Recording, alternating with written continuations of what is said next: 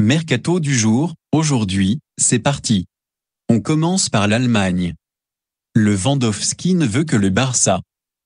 Selon Mundo Deportivo, Robert Lewandowski a de nouveau manifesté son envie de ne rejoindre que le FC Barcelone. Malgré les intérêts de Chelsea et du PSG, le Polonais voudrait absolument jouer avec le club catalan la saison prochaine. Si des offres de 50 millions d'euros sont attendues par le champion d'Allemagne, Xavi et les dirigeants barcelonais espèrent pouvoir convaincre les Bavarois de céder leurs joueurs pour 30 millions, en appuyant sur la volonté du buteur de partir libre la saison prochaine si jamais il se retrouvait bloqué en Allemagne. Notre avis, le Barça pourra remercier le Polonais s'il arrive à le recruter. Sadio Mané a posé avec ses nouvelles couleurs. Arrivé ce matin à Munich, Sadio Mané a déjà posé avec ses nouvelles couleurs. Le transfert du Sénégalais à Munich pour 40 millions d'euros va être officialisé prochainement. Sa présentation officielle serait prévue pour mercredi matin. Notre avis, le premier gros mouvement de cet été, c'est celui-là. L'Inter optimiste pour le retour de Lukaku. Un an après son départ à Chelsea pour environ 115 millions d'euros, Romelu Lukaku se rapproche d'un retour en prêt à l'Inter Milan. Selon le journaliste Fabrizio Romano, le club milanais serait optimiste sur l'issue de ce dossier et espère le conclure cette semaine. Chelsea réclame 10 millions d'euros plus des bonus pour le prêt du Belge. Les Blues pourraient ne pas inclure d'obligation d'achat. Notre avis, Lukaku s'en sort très bien. Son association avec Dybala a de quoi faire rêver. Renato Sanchez tout proche du PSG. Le milieu de terrain portugais semblait promis à un transfert à l'AC Milan. Mais comme révélé par la Repubblica, le PSG est en passe de doubler les Rossoneri pour s'offrir les services du joueur de 24 ans. Il y aurait un accord entre le LOSC et le champion de France en titre pour un transfert autour de 25 millions d'euros. L'arrivée de Luis Campo et de Christophe Galtier, ancien duo à succès du côté de Lille, aurait évidemment tout changé dans l'arrivée de l'ancien du Bayern dans la capitale. Notre avis, de tous les talents de Ligue 1, c'est sûrement l'un sur lesquels il est le plus compliqué d'investir. Witsel à l'Atlético, ce serait fait. Douche froide pour l'OM.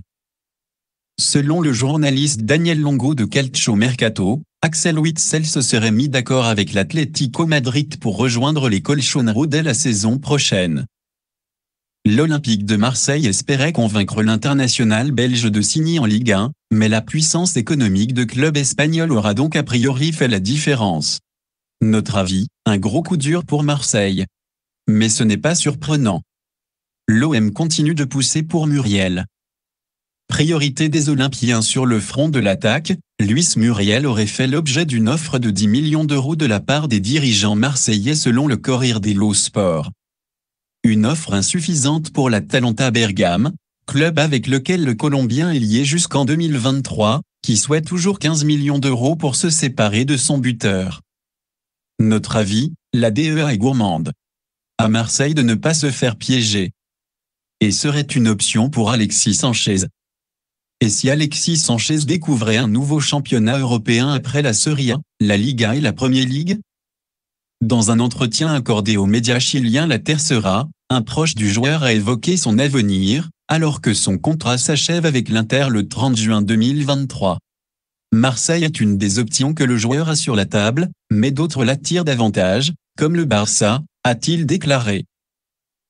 Après le 30 juin, il prendra une décision pour son avenir. S'il signait à l'OM, l'attaquant de 33 ans retrouverait Georges Sampaoli, qu'il a côtoyé en sélection chilienne, 2012-2016.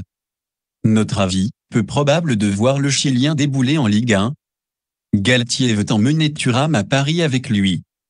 D'après le journaliste Saber Desfarges, que Fran Thuram est dans la shortlist du PSG. Le milieu de terrain de l'OGC Nice serait souhaité par le futur entraîneur de Paris, Christophe Galtier, qui l'a eu sous ses ordres cette saison avec les Aiglons, et qui voudrait lui faire passer un cap supplémentaire dans la capitale. L'international espoir de 22 ans sort d'une saison à 40 matchs, pour 4 buts et 3 passes décisives. Notre avis, le recrutement Made in Ligue 1 se met en place, et c'est une bonne idée. Coquelin ne ferme pas la porte à un retour en France. Dans un entretien accordé mardi à Ouest France, Francis Coquelin, le milieu de terrain de Villarreal, a évoqué son avenir et ne semble pas opposé à un retour en France. Apparemment oui, il y a des intérêts de clubs de Ligue 1, ça fait toujours plaisir.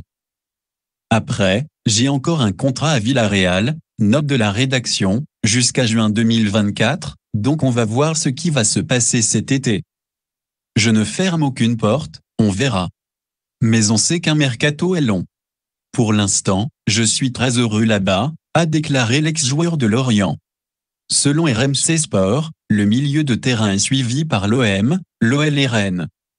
Notre avis, expérience, vainqueur de trophées, Grinta. Son profil pourrait intéresser l'Olympique de Marseille. Richarlison affole les cadors de Premier League. L'attaquant brésilien sort d'une saison contrastée à Everton.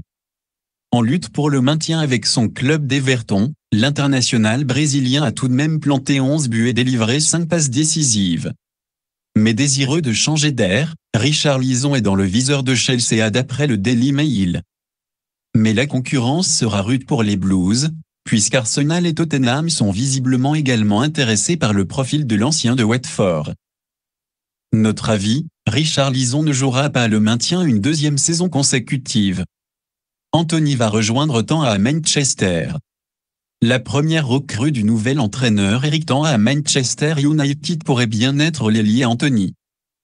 Le Brésilien de l'Ajax serait convoité par son ancien coach d'après Sky Sport, et pourrait rejoindre les Reds Devils contre 46 millions d'euros. Tout comme Frenkie de Jong, également annoncé partant pour Manchester, Anthony garde un lien fort avec le technicien néerlandais. Le virevoltant ailier de 22 ans sort d'une très bonne saison, ponctuée de 12 buts et 10 passes décisives. Notre avis, ça ressemblerait presque à un recrutement intelligent du côté de Manchester United. Mario Götze retrouve la Bundesliga. Après 2 saisons passées du côté du PSV Eindhoven, Mario Götze retrouve la Bundesliga. L'international allemand s'est engagé pour 3 saisons auprès de l'Eintracht Francfort, qui a dépensé environ 4 millions d'euros de transfert pour recruter le buteur de la finale de la Coupe du Monde 2014. À 30 ans, Götze va découvrir un 3e club en Allemagne après le Borussia Dortmund et le Bayern Munich. Notre avis, attention à ne pas avoir d'attente trop élevée autour de son réel niveau. La Salernitana va transmettre une offre pour Cavani. Selon les informations de la Gazzetta dello Sport, la Salernitana, qui s'est maintenue en Serie A et a prolongé le contrat de Franck Ribéry, s'apprêterait à transmettre une offre à Edinson Cavani, libre après 2 saisons à Manchester United. J'adorerais recruter Edinson Cavani en tant que joueur libre. Ce serait un incroyable cadeau pour la ville, a déclaré le président Danilo Iervolino au Corriere dello Sport à la fin du mois de mai. Notre avis, Cavani a encore le niveau pour espérer mieux que le petit club italien. Mawassa retrouve la Ligue 1. Le latéral gauche Fetou Mawassa, formé à Nancy et passé par Rennes, revient en Ligue 1 après une expérience en Belgique. Le latéral de 24 ans est prêté une saison par le club brugeois MHSC. Il portera le numéro 27 à Montpellier. Notre avis, le MHSC réalise un mercato très intelligent jusque-là. Voilà, c'est pour tout aujourd'hui. Si vous aimez la vidéo, n'hésitez pas à liker, partager et surtout vous abonner pour ne pas rater mes prochaines vidéos.